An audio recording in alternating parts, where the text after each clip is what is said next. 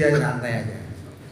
Oke, saya kira naik diskusi ini lebih pas mengenai sasaran. Yang tadi saya akan jawab kira-kira beri masukan. Itu angelnya ini. Mudah-mudahan jawab kalau sing jawab. Sebenarnya Pondok Al Zaitun tadi tidak memahami makna kafir. Pokoknya dianggap kafir wis halal darahnya, halal hartanya dan sebagainya. Dia tidak bisa membedakan kafir itu ada dua. Ada kafir zimmi. Kafir zimmi itu kafir yang pasif, yang tidak mengganggu umat Islam. Banyak kafir-kafir yang begini banyak. Yang kedua adalah kafir harbi.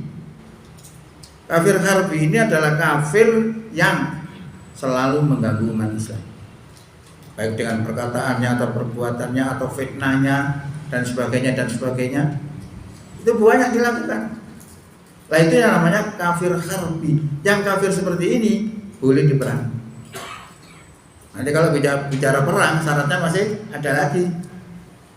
Karena peperangan kepada kedoliman itu juga wajib sebenarnya. Dasarnya apa? Kutiba alaikumul qital. Diwajibkan atas kamu perang. Lu wajib ya. Kutiba alaikumusiyam, diwajibkan atas kamu poso. Lu wajib juga. Nah ini biasanya orang nggak bisa memahami kewajiban ini kapan diterapkan. Kalau kita bilang kewajiban poso, kapan poso nih? Ya Ramadan. Nah belum Ramadan nggak usah poso Ramadan kan begitu. Sama dengan itu kewajiban perang. Nah belum waktunya perang, yo jangan perang. Kalau tahu itu wajib lo budal perang. Akhirnya menciptakan peperangan. Padahal peperangan itu bukan tujuan dalam Islam. Nah ini kan penting kita pahami ya. Nah perang itu sendiri sebenarnya ada sebabnya. Apa sebabnya? Satu, kalau didolimi. Loh, Rasulullah itu sudah didolimi di Mekah ini. Lawang sahabatnya banyak disiksa. Ammar bin Yasir itu ditombak mulutnya sampai tembus kemaluannya. Sudah disiksa luar biasa. Tapi Allah tidak turunkan ayat perang. Kenapa? Nah ini ada sebabnya. Sebabnya itu dikarenakan ada syarat lain selain itu. Apa syaratnya? Kualitas dan kuantitas. Kualitasnya apa? Kualitasnya sabar. Ya. Gini. Ya ayuhan nabi, nabi, harridil mu'minina alal kita. Kobarkan semangat orang beriman untuk berperang. Loh, ini kan ayat-ayat radikal ya. Radikal disuruh perang loh. Diperintahkan langsung kepada Allah dan pasti dilaksanakan oleh Nabi. Karena Nabi itu taat kepada Allah. Disuruh mengobarkan orang beriman untuk berperang. Nah ayat-ayat ini kalau sekarang ini tidak boleh dipakai. Dengan adanya moderasi agama itu, orang tidak boleh radikal. Padahal radikal itu juga diperlukan juga dalam konteks tertentu. Biar ngomong kan orang radikal kan, orang yang wani ngelawan londo, tok kaiso. Harus ada keberanian. Itu radikal. Jadi radikal. Ya ayuhan nabi, harridil mu'minina alal qital. Kobarkan semangat orang beriman untuk berperang. Iyyakum minkum isruna sabiruna.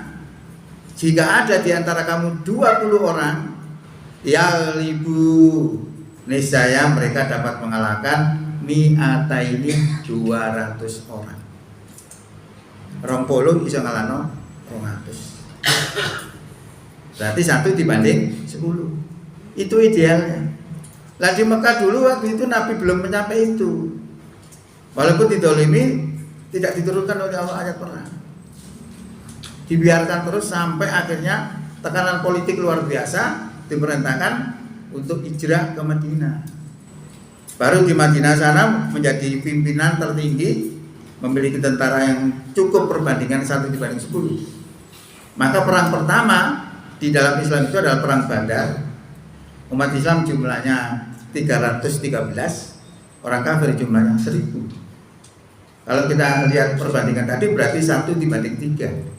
Yang 1 dibanding 10 aja menang, apalagi 1 dibanding 3. Nah makanya sekarang orang-orang yang melakukan kekerasan itu juga membawa Quran sebenarnya. Tapi dia tidak melihat ini, kualitas dan kuantitas ini. Kuantitas dia punya orang, katakanlah 20 orang, melawan 1 juta. Gak masuk, mengenai kalah. Nah kalau saat itu, jangan begitu. Jangan melawan. Pakai triknya Rasulullah. Kenapa Rasulullah berhasil membawa Islam? Merubah ideologi kafir menjadi ideologi Islam dalam beberapa tahun. Jangan lihat prosesnya. Yang digarap dulu akidah. Turunnya ayat apa pertama? Iqra. Tapi panjenengan lihat di dalam Quran apa yang pertama? Al-Fatihah. Kok ada yang bertanya ya? Sejak dulu. Ini rahasia bagaimana kita menerapkan Quran. Dengan bisa menerapkan Quran berarti kita paham terhadap Islam. Tidak ada yang bertanya saya. Saya menjadi mubalik hampir 30 tahun. Tidak ada orang bertanya itu. Padahal itu kunci. Kunci untuk memahami Islam. Kenapa Allah turunkan Iqra sedangkan Quran tertulis Fatihah sampai An-Nas? Tidak ada orang tanya itu. Maka menurut Ibnu Abbas bahwa Quran itu turunnya sekaligus 30 juz. Mungkin juz-juznya dari Fatihah sampai An-Nas. Lengkap sudah ada ayat-ayat moderat dan ayat radikal. Kemudian turunnya tidak dari Fatihah, tapi dari Iqra. Kenapa dari Iqra? Iqra bismi rabbikal ladzi khalaq. Khalaqal insana min 'alaq. Iqra wa rabbukal akramul ladzi 'allama bil qalam. Karena saat itu orang Quraisy menganggap Tuhan itu 3. Ya. Lalu dikonter dengan Quran.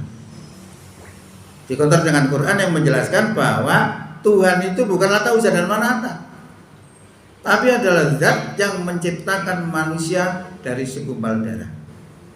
Zat yang maha pemurah. Jadi menjawab aksi yang ada di masyarakat. Lah kemampuan inilah yang penting sekarang. Belajarnya dari Quran yang turun dari Iqra tadi, yang saya sebut sebagai Quran versi nuzul. Kalau Quran yang kita pegang sekarang ini namanya Quran versi kitab. Lah siapa mampu dengan itu, insya Allah berhasil. Kita lihat perjuangan dari umat Islam di Indonesia ini mulai sebelum merdeka sampai sekarang tidak pernah berhasil. Wandel ngomong saya cekel hukum segitu tak saya dulu. Saya ini termasuk juga korban masalahnya. Maka saya perhatian itu sangat tinggi saya itu memperhatikan. Korban semuanya itu karena semangatnya luar biasa. Menerapkan Quran luar biasa. Tapi selalu tumbang. Lainnya yang perlu kita kaji. Nah sebenarnya saya itu bisa membantu untuk mengatasi kekerasan-kekerasan itu sangat mudah. Sekarang banyak lihat orang-orang yang dianggap keras itu kan dilibas. Dilibas itu muncul mana? Lalu muncul mana?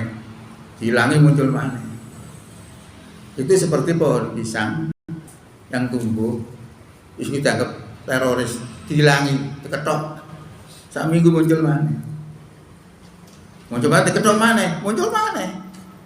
Lah kok muncul terus? Soalnya jono oyoti. Nah oyoti dihilangi, tidak muncul.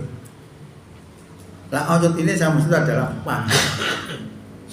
Jadi mereka itu melakukan gerakan-gerakan seperti itu sebenarnya dia merasa itu amal soleh.